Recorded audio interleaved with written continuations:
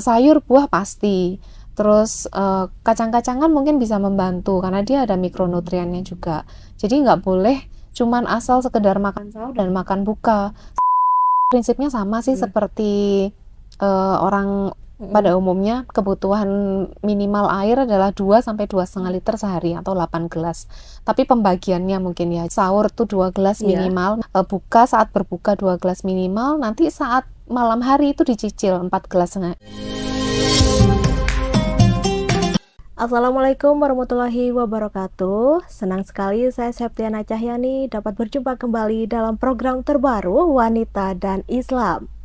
Selama 30 menit ke depan untuk menyambut datangnya bulan Ramadan 2024, kita akan membahas tema tentang tips sehat dan bugar untuk ibu hamil selama menjalankan ibadah puasa. Telah hadir di studio Tribun Jatim Network yaitu Dr. Humaira Rahmah. Beliau ini merupakan dokter spesialis kandungan dari RSI Unisma Malang. Assalamualaikum warahmatullahi wabarakatuh, Ibu Dokter. Waalaikumsalam warahmatullahi wabarakatuh. Mbak Sehat Eka ya? Iya, Eka, Bu Dokter. Sehat ya Bu Dokter ya? Alhamdulillah. Alhamdulillah Bu Dokter. Mungkin bisa disapa dulu Ibu Tribuners yang ada di rumah. Assalamualaikum teman-teman, saya Dr. Humaira dari RSI Unisma Malang. Hari ini akan berbagi sedikit pengetahuan, semoga bisa bermanfaat untuk teman-teman semua. Amin. Terima kasih ya Bu Dokter atas waktu dan kesempatannya untuk membagi ilmu kepada Tribuners yang ada di rumah. Oke, Bu Dokter, kita akan membahas tema tentang tips sehat dan bugar ala ibu hamil selama menjalankan ibadah puasa ya, Bu Dokter ya. Sebelumnya, apakah boleh ibu hamil itu berpuasa? Boleh, pada dasarnya boleh, tapi dengan 2 catatan khusus. Oh, ada 2 catatan ya, Bu Dokter ya? Yang pertama, ya, harus dipastikan kalau ibu hamil ini dalam kondisi fit atau sehat. Tidak banyak keluhan selama hamil, misalnya terutama yang harus diantisipasi itu ibu hamil di trimester 1 dan ibu hamil di trimester 3.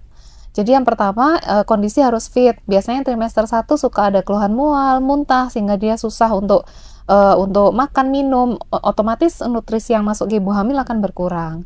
Jadi kalau ibu hamil trimester 1 tapi dia kondisinya dalam kondisi yang fit, tidak banyak keluhan mual, muntah, selama hamil atau saat mencoba menjalani puasa dia tidak terlalu lemas, nggak ada keluhan pusing, boleh menjalani puasa. Jadi istilahnya di trial error dulu. Kalau misalnya 1 kali nyoba, oh nggak ada masalah, nggak terlalu mual, nggak terlalu lemes, tetap bisa makan minum, harus sahur dan harus buka, nggak ada masalah, berarti boleh untuk lanjut puasa. Terus kalau trimester 2, rata-rata ibu hamil trimester 2 nggak pernah ada masalah sih rata-rata, karena biasanya fase mual muntahnya sudah sedikit terlewati, dan saat itu juga rahim belum terlalu besar, dia belum terlalu mendesak lambung ke arah atas, jadi biasanya belum banyak keluhan. Tapi saat trimester 3 biasanya keluhan mual muntah mulai muncul lagi karena rahimnya mulai membesar, dia mulai mendesak lambung ke atas, mulai ada keluhan mual lagi. Terus yang penting juga di trimester 3 itu kita harus melihat ini pertambahan berat janin juga. Kalau misalnya sekiranya berat janin dirasa nggak sesuai usia hamil, mungkin harus dikonsultasikan dulu apakah ini masih boleh puasa atau enggak. Jadi pada dasarnya selama ibu hamil itu fit, tidak ada kondisi kesehatan khusus, dicoba puasa dia tidak banyak keluhan, terus pertambahan berat janinnya normal, ibu hamil itu boleh puasa, tapi sebaiknya tetap berkonsultasi dulu sebelum melakukan puasa. Oke, berarti harus dalam keadaan fit gitu ya Bu Dokter ya, dan harus berkonsultasi dulu kepada dokter ya Bu Dokter ya. Dan kalau misalkan ya Bu Dokter selama menjalankan ibadah puasa, nah di pagi hari ibu hamil itu memasuki trimester pertama ya Bu Dokter, itu masih sehat. Nah, pada siang hari itu akan mengalami gejala mual-mual gitu Bu Dokter. Itu pernah mengalami gak Bu Dokter pasien-pasien yang selama ini Bu Dokter pernah, tapi selalu saya sih menjelaskannya tiap pasien tidak bisa disamakan kondisinya. Jadi kalau pasiennya saya periksa pertambahan berat janin normal, ibunya dalam kondisi optimal, maksudnya tidak ada kondisi kesehatan khusus, biasanya saya perbolehkan dulu untuk puasa. Nah, bagaimana kalau misalkan ibu hamil itu nekat tetap untuk berpuasa meskipun mual-mual gitu Bu Dokter? Kalau misalnya dia nggak lemes banget, saat sahur dan buka tetap bisa makan dengan optimal, masih boleh dilanjutkan. Tapi sebenarnya bisa menilai si ibu hamil itu sendiri. Kalau misalnya dia ngerasa terlalu lemes, terlalu pusing, saya selalu anjurkan untuk sepertinya nggak usah dulu. Karena tetap yang diperhatikan kan nggak cuma ibunya, si bayi ini juga. Biasanya keluhan yang ada di ibu itu sebenarnya adalah penyampaian dari apa yang dirasakan oleh bayi. Jadi kalau misalnya ibunya terlalu lemas, terlalu mual, dibanding hari-hari kalau nggak puasa jauh, lebih baik nggak usah gitu. Tapi kalau dia ngerasa nggak terlalu banyak perubahan puasa nggak puasa, tetap bisa aktivitas normal, makan minum tetap optimal saat sahur dan buka, boleh dilanjutkan gitu. Oke. Tapi tentunya ada kebutuhan kalori dan kebutuhan minum yang harus dipenuhi. Jadi nggak cuman kalori, maksudnya makan sahur dan buka aja, tetap dia harus minum vitamin harus, terus mikronutrien dan makronutriennya harus terpenuhi. Jadi nggak cuman makan asal kenyang, enggak, tetap harus ada karbohidrat cukup. Terlebih bagus kok karbohidratnya kompleks. Jadi dia karbohidratnya tuh harus tercukupi ya Bu Dokter? Iya, dan lebih baik kalau kompleks yang pelepasannya lama. Maksudnya misalnya kayak kentang atau beras merah, terus sayur buah pasti, terus kacang-kacangan mungkin bisa membantu karena dia ada mikronutriennya juga. Jadi nggak boleh cuman asal sekedar makan sahur dan makan buka. Sebisa mungkin makronutrien, mikronutrien terpenuhi, vitamin hamil tetap diminum. Terus kalau misalnya ada obat-obatan vitamin khusus yang harus dikonsumsi juga tetap harus dikonsumsi. Nah, jarak waktu untuk konsumsi suplemen hamil, susu hamil itu seperti apa Bu Dokter di saat sahur dan berbuka? Apakah ada jedanya? Sebaiknya sih tidak ada, karena dia kan sifatnya Iya. suplemen, tapi sebaiknya sih tetap kalau sahur tuh tetap sebaiknya utamakan minum air putih dulu. Minum air putih dulu, jangan langsung makan yang manis mungkin ya. Minum air putih dulu, baru setelah itu boleh makan yang manis. Kalau setelah itu mau lanjut minum suplemennya silahkan, dijeda dulu, mungkin kasih waktu istirahat dulu untuk lambungnya, baru setelah itu makan besar gitu. Nah, untuk mengonsumsi air putih ya Bu Dokter ya, itu sebaiknya ibu hamil tuh minum air putih berapa gelas dalam sehari, kan sewaktu berbuka atau sebelum berbuka? Prinsipnya sama sih seperti orang pada umumnya. Kebutuhan minimal air adalah 2 sampai 2,5 liter sehari atau 8 gelas. Tapi pembagiannya mungkin ya. Jadi kok bisa sahur tuh 2 gelas minimal itu ya. Oh, sahur 2 gelas minimal, buka saat berbuka 2 gelas minimal, nanti saat malam hari itu dicicil 4 gelasnya lagi. Maksudnya dicicil mungkin setelah tarawih 2 gelas lagi. Terus nanti sebelum tidur mungkin 2 gelas lagi kayak gitu. Berarti jadi ada sistem mencicilnya gitu ya, nggak langsung. Karena kalau ibu hamil langsung diisi banyak, biasanya mereka muntah. Itu. Jadi kok bisa sih dicicil sedikit-sedikit, tapi yang penting dia masuk. Oke, tapi kalau untuk misalkan ibu menyusui gitu, apakah diperbolehkan berpuasa? Oh iya, untuk ibu menyusui boleh, tapi mungkin ada catatan khususnya adalah jika bayi usianya di atas 6 bulan sepertinya lebih baik, maksudnya lebih optimal. Kalau si bayi masih di bawah 6 bulan dan ibu ini menyusui eksklusif, di mana kebutuhan gizi bayi itu sepenuhnya dari ASI ibu, kalau ibunya merasa bahwa produksi ASI dia berkurang jauh atau bayinya terlihat agak rewel, pertambahan beratnya juga kok nggak sesuai yang seperti biasanya, mungkin sebaiknya ditunda dulu. Tapi kalau misalnya ibu menyusui yang masih bayinya di atas 6 bulan, kan dia udah ada makanan tambahan dari MPASI, itu aman, nggak masalah. Tapi kalau di bawah 6 bulan, konsultasi dulu ke dokter anak, pertambahan berat bayinya sesuai nggak, produksinya dirasa sesuai nggak. Kalau misalnya masih sesuai, bayinya kelihatan nggak rewel, berarti kan produksinya masih bagus, masih boleh. Nah, kalau misalkan kita berbicara tentang ibu hamil dan ibu menyusui itu puasa ya Bu Dokter, apakah akan mempengaruhi terhadap berat badan sang janin di dalam kandungan atau dapat berpengaruh terhadap produksi kelancaran ASI sendiri? Kalau untuk ibu hamil, pertama ibu hamil dulu ya, berpengaruh atau tidaknya tergantung ibunya ini saat sahur dan buka dia nutrisinya seperti apa. Kalau misalnya dia sahur buka dengan kalori yang cukup, makronutrien dan mikronutrien yang cukup, seharusnya tidak. Kalaupun misalnya ada penurunan kalori sedikit, bayi itu pasti akan mengambil cadangan kalori dari ibunya. Jadi normalnya bayi dalam kandungan tidak banyak terpengaruh kalau ibunya puasa. Itu tadi saat sahur dan buka diusahakan minumnya cukup, makannya cukup, mikronutrien, makronutriennya juga cukup. Kalau ibu menyusui, itu tadi yang saya Iya. bilang, kalau dirasa bahwa produksi ASI-nya berkurang jauh, terus bayi kelihatan rewel, otomatis pasti dia mempengaruhi berat bayi. Makanya Berat badan juga berpengaruh nanti ya Bu Dokter ya. betul. Jadi lebih baik sih yang paling aman adalah kalau ibu menyusui tapi bayinya usia di atas 6 bulan gitu. Berarti harus di atas 6 bulan. Mm-mm. Oke. Terutama ibu menyusui ya, minum tuh hidrasi tuh penting banget. Iya, Karena iya. kalau minumnya kurang, ASI itu berkurang. Yang Iya. paling penting memang minum. Iya, dan bukan hanya kita aja, ibu hamil juga bisa mengalami dehidrasi, kekurangan Betul, cairan betul. tubuh ya Bu Dokter. Nah, Mm-mm. bagaimana caranya ibu hamil ini menjaga keseimbangan cairan tubuhnya Bu Dokter? Seperti saya bilang tadi, jadi minimal kebutuhan air 2 sampai 2,5 liter sehari supaya bisa, atau mungkin supaya ibu hamilnya itu gampang aja mengingatnya, 2 gelas waktu sahur, 2 gelas saat berbuka, nanti 4 gelas sisanya boleh sambil dicicil. Jadi misalnya 1 gelas mau terawih, 1 gelas setelah terawih, setelah itu 1 jam nanti minum lagi, dicicil setelahnya. Jadi bertahap ya Bu Dokter ya. Tapi tetap kalau bisa minimal 2 sampai 2,5 liter sehari. 2 sampai setengah liter ya Bu Dokter 2 ya. sampai 2,5. 2 sampai 2,5 liter. Iya. Nah, kira-kira ada efek samping nggak Bu Dokter yang ditimbulkan ketika ibu hamil dan ibu menyusui ini menjalani ibadah puasa?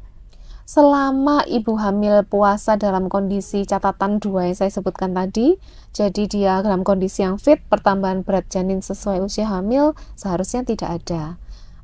Makanya itu pentingnya berkonsultasi dulu sebelum melakukan ibadah puasa, apakah bayinya ini ketubannya cukup, apakah berat bayinya sesuai usia hamil, apakah ibunya terlihat dalam kondisi optimal untuk berpuasa, sebaiknya memang dikonsultasikan dulu.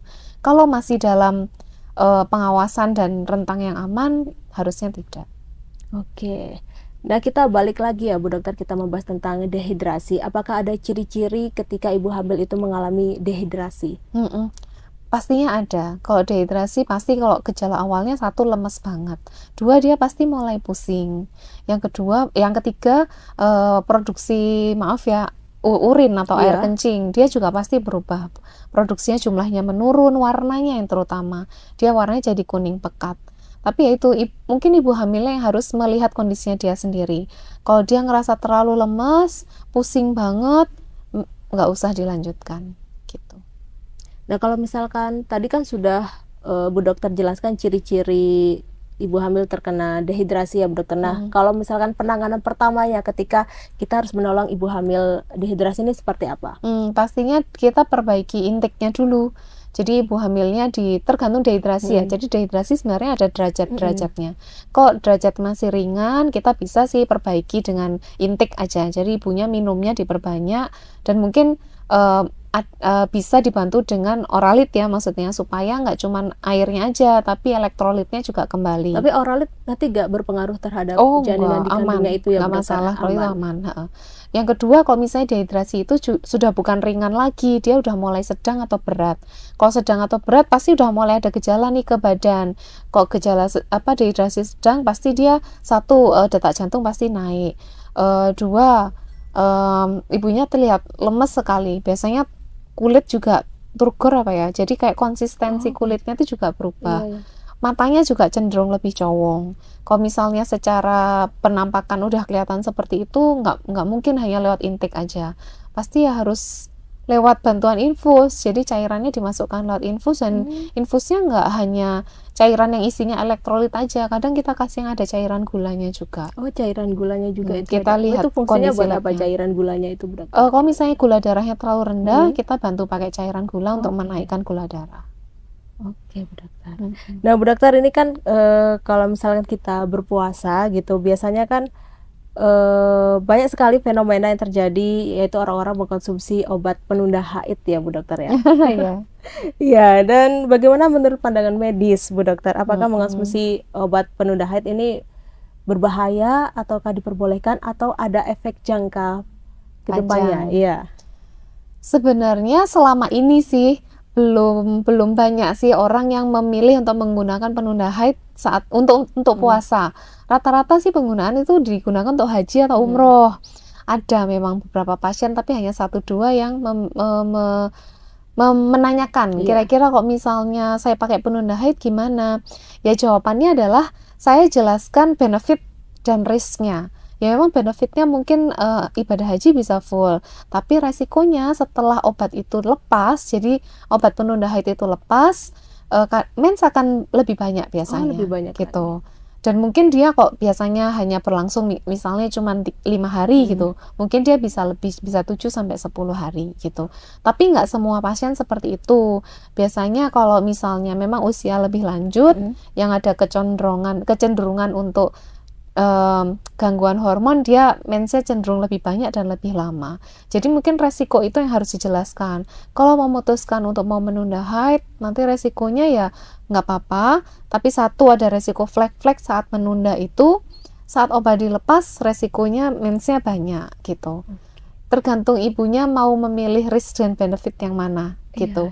Apakah ada bahayanya? Selama penggunaannya tidak terlalu jangka panjang, masih aman. Jadi kalau menunda haid hanya misalnya 2 minggu masih nggak masalah sih gitu. Tapi ya itu konsekuensinya harus diterima nantinya. Konsekuensinya ya Bu Dokter ya. Nah kalau misalkan untuk memakai obat penunda haid ini harus konsultasi dulu kepada dokter. Betul, sebaiknya konsultasi dulu. Biasanya sebelum pemberian obat itu kita USG. USG itu lihat satu, apakah ada benjolan abnormal, misalnya ada kista atau ada miom. Yang kedua, lihat tebal dinding rahimnya. Karena kadang-kadang obat-obat yang kita berikan itu malah mempertebal. Jadi udah tebal, malah tebal, nanti pas haid takutnya banyak gitu. Jadi sebaiknya konsultasi dulu, nanti obat penunda itu disesuaikan dengan hasil pemeriksaan. Karena sebenarnya ada beberapa pilihan obat untuk menunda haid. Yang mana yang kita pilih tergantung dari pemeriksaannya. Tapi itu dijual bebas di pasaran atau gimana Bu Dokter, obat penunda haidnya? Sejauh ini yang saya tahu harus pakai resep. Oh, harus pakai resep ya Bu Dokter ya. Nggak diperjual bebas gitu. Mungkin ada ya perjual bebaskan, tapi saya sih sejauh ini yang saya tahu pakai resep. Oke. Nah, kalau waktu yang tepat untuk meminum obat penunda haid ini kapan Bu Dokter? Sebaiknya konsultasi dulu. Konsultasi dulu karena ya, Bu Dokter, ya? Pemilihan penunda haid itu cara minumnya pun berbeda. Jadi kalau misalnya si A minumnya mungkin ada obat A gitu ya, minumnya bisa 10 hari atau 2 minggu sebelum perkiraan haid berikutnya. Tapi obat yang lainnya minumnya sejak haid yang sebelumnya gitu. Jadi sebaiknya konsultasi dulu. Jadi jangan langsung beli, langsung dipakai. Nanti nggak tahu mana yang tepat dan nggak tahu nanti efek sampingnya seperti apa. Oke. Dan mungkin ada pesan yang ingin disampaikan Bu Dokter kepada Tribuners yang ada di rumah? Mungkin tips puasa untuk ibu hamil dan menyusui. Kalau untuk ibu hamil, sebaiknya satu, konsultasi dulu ke dokter kandungan teman-teman, apakah kondisi janin dan ibu hamil ini dalam kondisi optimal untuk puasa. Ibu hamil boleh berpuasa asal tidak ada penyakit tambahan yang serius, terus ibu dalam kondisi yang optimal, kondisi yang fit.